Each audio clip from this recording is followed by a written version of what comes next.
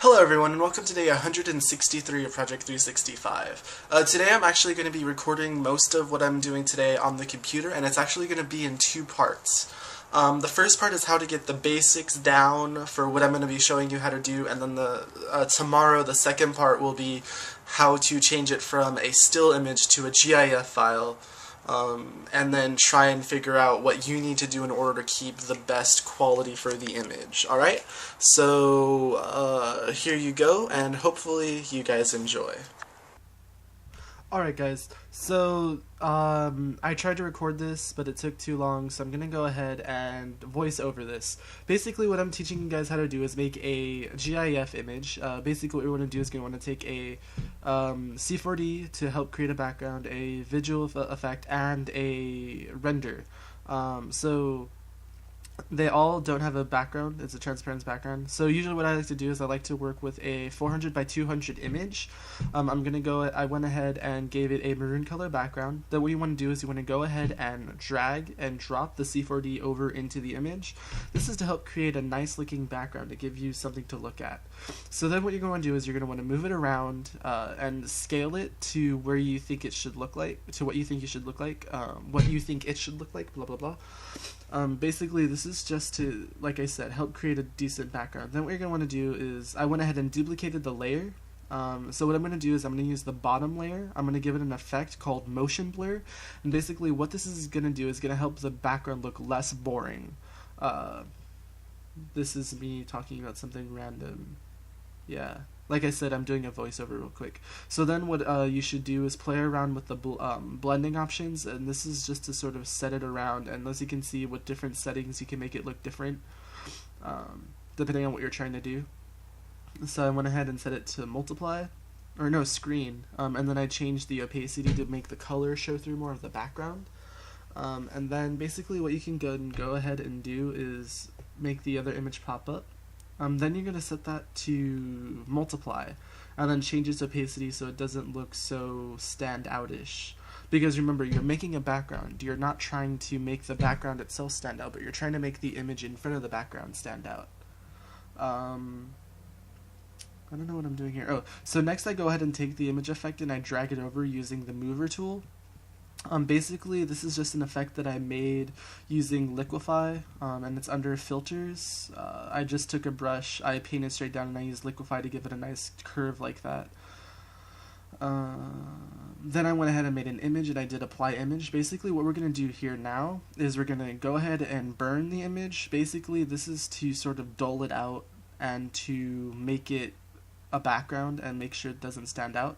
Then you want to go to blur tool. Basically the blur tool blurs out the background. Again, this makes the render that you're going to use pop.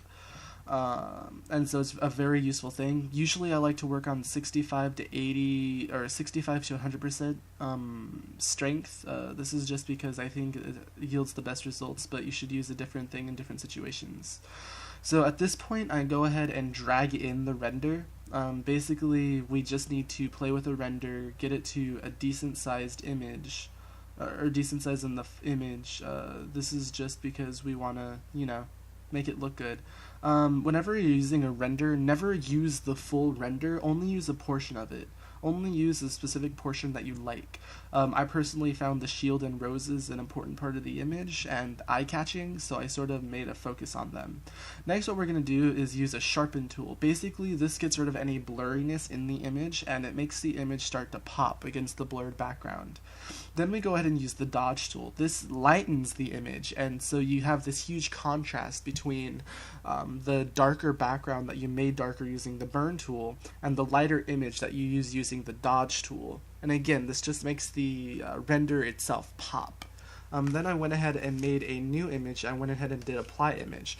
This acts as a base layer, or not a base layer, but a top layer, so that way in case we ever mess up in future events, all we have to do is delete it, and then we can go ahead and work with what we want.